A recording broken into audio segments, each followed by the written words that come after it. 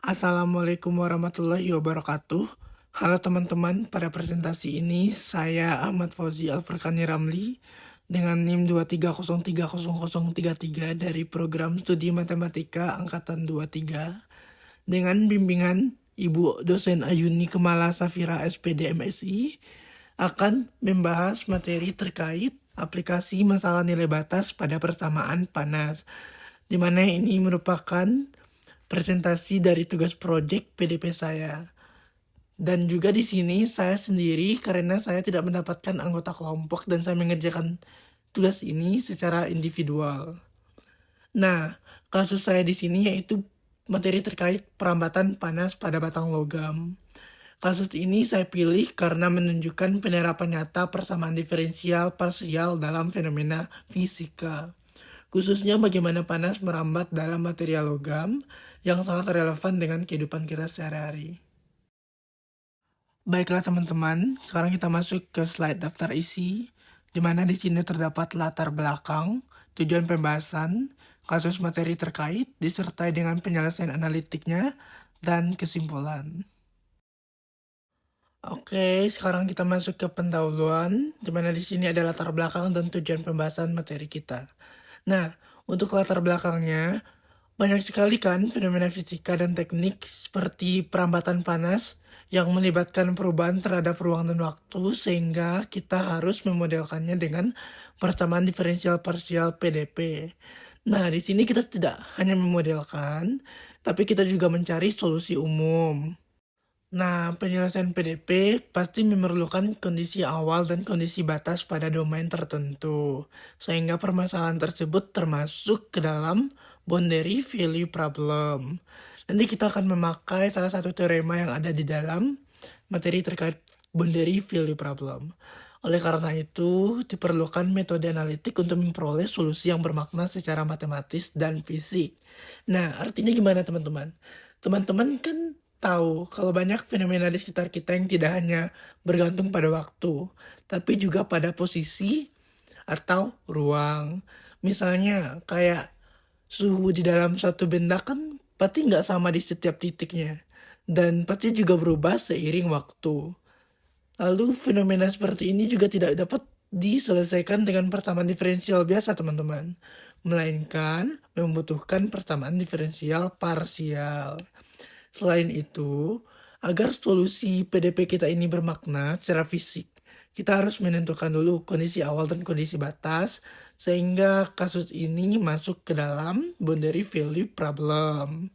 Nah, bagi teman-teman yang bingung, maksud dari bermakna secara fisik itu kalau dalam konteks PDP, maksudnya itu hasil atau solusinya itu matematis. Nah, kalau hasilnya matematis, lalu dapat dihubungkan dengan fenomena yang nyata dan dapat diamati atau dapat diukur di dunia fisika, barulah itu disebut dengan bermakna secara fisik. Misalnya, persamaan panas yang memberikan distribusi suhu sepanjang batang logam. Karena ini dapat diukur dengan termometer atau sensor panas, maka solusi tersebut memiliki makna fisik atau makna fisika, yang bukan hanya abstraksi matematis, tetapi juga yang dapat dijadikan sebagai representasi nyata dari fenomena dunia nyata. Gitu teman-teman. Lalu tujuan pembahasan kita ya pasti mencari solusi umum untuk kasus perambatan panas pada batang logam tersebut kan. Lalu kita selesaikan PDP secara analitik, lalu menjelaskan hubungan PDP tersebut dengan boundary value problem. Oke. Nah, sekarang kita masuk ke slide bagian kasus materi terkait. Di sini saya ambil kasus, misalkan terdapat sebuah batang logam tipis, homogen, dengan panjang L. Arti dari kata homogen di sini maksudnya tuh sifat materialnya tuh seragam di seluruh batang, seperti massa jenis, modulus elastisitasnya konstan, dan luas penampangnya juga konstan. Lalu batang tersebut awalnya memiliki distribusi suhu tertentu. Kedua ujung batangnya dijaga pada suhu 0, misalnya dicelupkan ke dalam air es. Dengan statement tersebut, kita ingin mengetahui teman-teman, bagaimana suhu di dalam batang berubah terhadap waktu. Di sini juga ada premis-premis dan pertanyaan. Nah, premis-premisnya yaitu batang logamnya tipis dengan panjang L, lalu kedua ujung batangnya dijaga pada suhu 0, suhu awal batang diketahui. Lalu diketahui juga X itu apa gitu. X itu adalah posisi sepanjang batang, T adalah waktu, UE, T adalah suhu. Nah, pada kasus ini sebenarnya lebih simpelnya itu kita meninjau sebuah batang logam tipis dengan panjang L. Itu tuh bagaimana gitu, suhu di setiap titik batangnya berubah terhadap waktu. Oke, teman-teman, sekarang kita masuk ke penyelesaian analitik. Nah, pertama ini kita disujukan dengan persamaan panas satu dimensi, yaitu do U per do T sama dengan K do. Kedua, U per do X kuadrat. Nah, kenapa kita menggunakan persamaan panas satu dimensi? Kita kembali lagi kepada kasus kita, di mana diketahui batangnya tuh tipis, teman-teman. Berarti dominasi satu arah panas. Karena batang tipis dan panjangnya jauh lebih besar daripada ketebalannya, maka perubahan suhu dalam arah ketebalan dan lebar itu dapat kita abaikan saja, teman-teman. Dengan demikian, panas hanya merambat sepanjang arah panjang batang. Sehingga ini menjadikan masalah cukup satu dimensi saja. Lalu juga diketahui batangnya homogen. Berarti konduktivitas panasnya seragam. Hal ini memungkinkan kita untuk menggunakan persamaan panas yang standar tanpa menambahkan variasi material yang rumit. Lalu tadi juga diketahui katanya ujung batangnya dijaga pada suhu 0. Berarti kita di sini menggunakan boundary condition, di mana U0, T-nya sama dengan UL, T-nya sama dengan 0.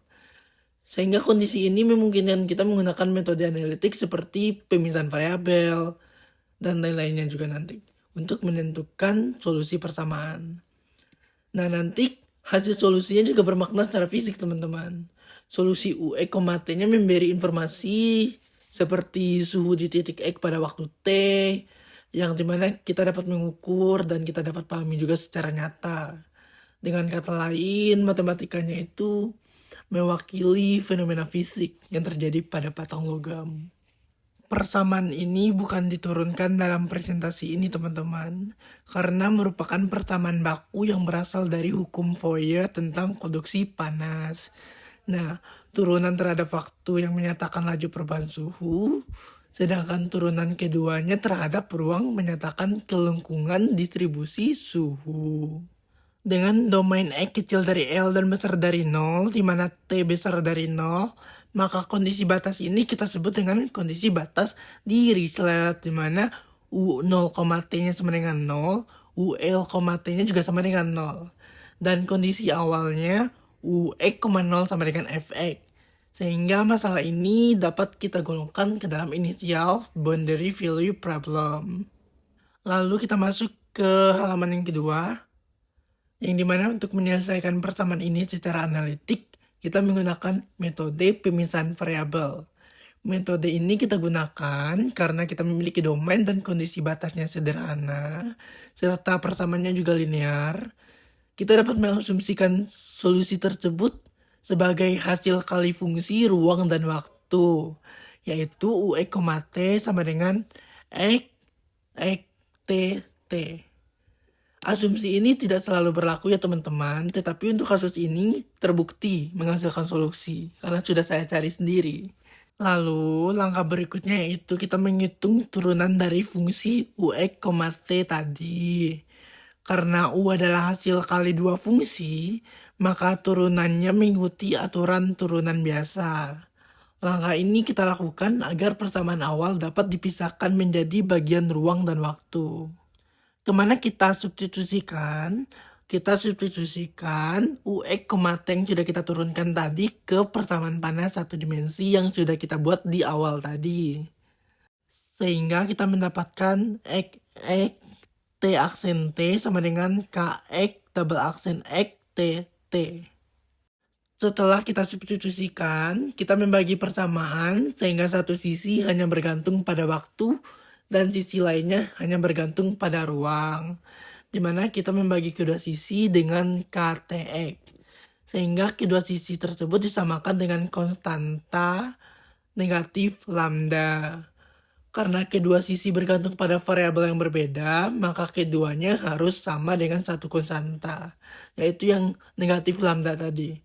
Nah, konstanta ini kita ambil bernilai negatif agar solusi yang kita peroleh stabil secara fisik dan non-trivial, teman-teman. Untuk yang bagian ruang, kita menghasilkan persamaan diferensial biasa orde 2, di mana kondisi batas menyebabkan persamaan ini menjadi masalah eigen. Nah, solusi non-trivial ini hanya ada untuk nilai lambda tertentu yang disebut dengan nilai eigen. Bentuk fungsi sinus muncul secara alami karena memenuhi kondisi batas 0 di kedua ujung. Karena tadi kita menyatakan kalau kondisi batang logamnya tuh 0 ya teman-teman. Sehingga masalah eigennya pada bagian ruang, X double aksen X tambah lambda X sama dengan 0, terhadap kondisi batas X0 sama dengan 0 dan XL sama dengan 0, maka kita dapatkan solusi non-trivial lambda N sama dengan NP per L kuadrat, di mana Xn, X sama dengan sin NP X per L untuk N sama dengan 1, 2, sampai seterusnya. Karena persamaan kita nanti membentuk hasil kali ruang dan waktu, dan kita sudah menyelesaikan masalah persamaan ruang, dan kita sekarang masuk ke persamaan waktu, di mana T aksen T tambah kal lambda N, TT sama dengan 0. Ini dapat kita solusikan dengan video berikut yang akan saya tuliskan secara manual. Oke teman-teman, sekarang disajikan persamaan waktu, di mana kita akan mencari T kecilnya teman-teman. Yang pertama kita tuliskan dulu T aksen T-nya. Kita kurangkan kedua sisi dengan negatif K lambda N T kecil. Karena T kecil ini sebanding dengan laju perubahan terhadap dirinya sendiri, maka kita turunkan aja terhadap T kecil. T sama dengan negatif K lambda N T. Nah, setelah itu kita pisahkan, berarti ini 1 per T, dt besar ya teman-teman ya, min K lambda N dt. Setelah kita pisahkan, baru bisa kita integralkan 1 per T dt sama dengan integral dari negatif K lambda N dt. Maka ini kita dapatkan ln T sama dengan negatif K lambda N T kecil tambah konstanta. Lalu kita eksponensialkan. Nah, ini dapat negatif K lambda N T tambah C. Karena eksponen ini dapat kita bentuk sebagai eksponen C kali eksponen negatif K lambda N T, sehingga dapat kita turunkan ini menjadi T kecil sama dengan negatif K lambda N T, sehingga kita mendapatkan T kecilnya teman-teman. Pada bagian waktu ini menghasilkan persamaan diferensial linear orde 1. Persamaan ini juga memiliki solusi eksponensial yang menurun terhadap waktu. Secara fisik, ini berarti suhu akan semakin merata dan akhirnya mendekati 0. Setelah itu kita gabungkan solusi ruang dan waktu sehingga menjadi UX, T sama dengan sum dari N sama dengan 1 sampai tak hingga AN sin N PX per L pangkat eksponen pangkat negatif K NP per L kuadrat T. Lalu kenapa kita menggunakan AN? Karena kondisi kita kan solusi di ruang X kecil kan, dengan kondisi batas ujung 0. Nah, kondisi batasnya tadi X besar 0 sama dengan 0, X L nya juga sama dengan 0. Nah, berarti bentuk solusi ruangnya nanti AN sin NPX per L dong. BN-nya hilang karena kondisi batasnya di X0, berarti memaksa B sama dengan 0. Sebenarnya kita memakai UX, T AN karena koefisien depannya sin yang tidak 0 setelah menerapkan kondisi batas. BN-nya itu nggak muncul karena kostum tidak memenuhi kondisi ujung X0 sama dengan 0. kan kita sudah mempelajari ini di deret Fourier. Karena kondisi awalnya UE, 0 sama dengan fx, maka koefisien Fourier kita adalah AN sama dengan 2 per L integral dari 0 sampai L fx sin n px per L dx. Sehingga kita masukkan ke gabungan solusi ruang dan waktu tadi yang UE, T, maka kita mendapatkan solusi akhirnya UE, T sama dengan sum dari N sama dengan 1 sampai tak hingga AN nya kita masukkan 2 per L integral dari 0 sampai L fs sin n ps per L ds kali sin n px per L e pangkat negatif kn pi per L kuadrat t. Nah, untuk solusi akhirnya teman-teman, ini merupakan solusi lengkap dari permasalahan perambatan panas. Solusi ini menunjukkan bagaimana suhu berubah terhadap waktu dan posisi.